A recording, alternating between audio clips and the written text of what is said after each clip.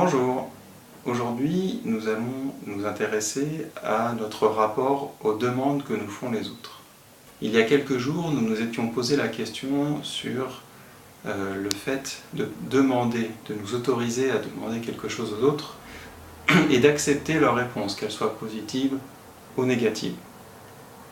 Et bien aujourd'hui, on va faire exactement l'exercice symétrique, c'est-à-dire qu'on va regarder d'un peu plus près comment nous réagissons par rapport aux demandes des autres.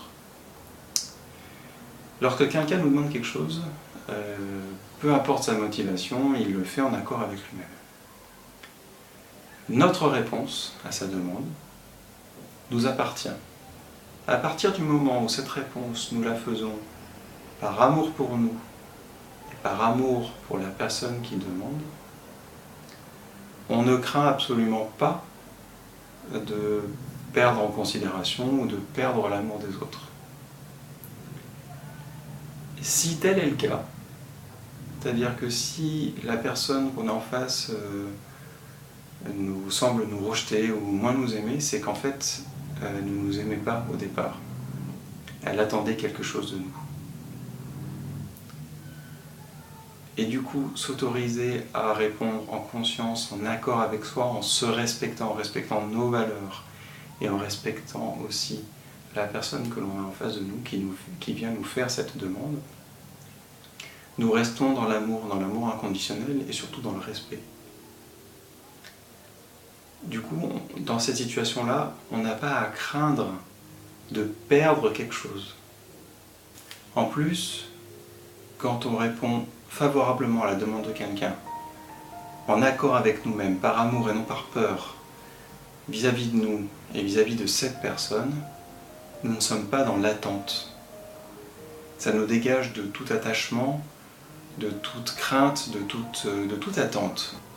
Et du coup, ça se fait vraiment d'une façon naturelle, sans attente, fluide. De même, lorsqu'on décide de dire non, si on le fait en respect avec nous-mêmes et sans vouloir nuire à l'autre, c'est-à-dire en le respectant aussi, donc par amour pour nous et par amour pour la personne en question,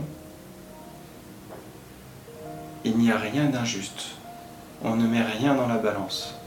C'est vraiment, le mot m'échappe, c'est inconditionnel, c'est pas, voilà, c'est ça. C'est vraiment inconditionnel.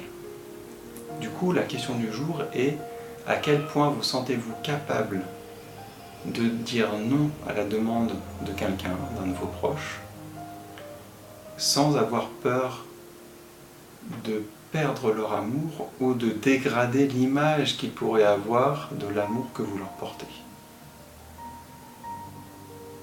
Aujourd'hui, me concernant, j'ai encore quelques doutes. C'est quelque chose qui est encore difficile pour moi. Et je comprends très bien que cela puisse l'être pour beaucoup.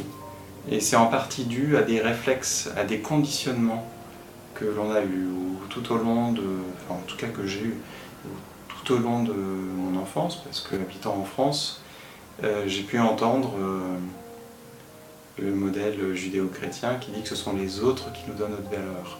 Du coup, refuser quelque chose à quelqu'un, c'est quelque chose qui est assez difficile et qui va un petit peu contre le fond culturel de la France et de l'Europe au sens large.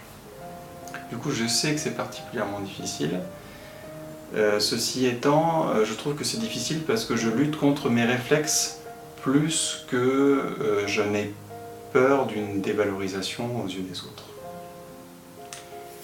J'arrête là pour aujourd'hui, je vous souhaite une très belle journée et vous remercie d'avoir regardé la vidéo. À demain pour la suite.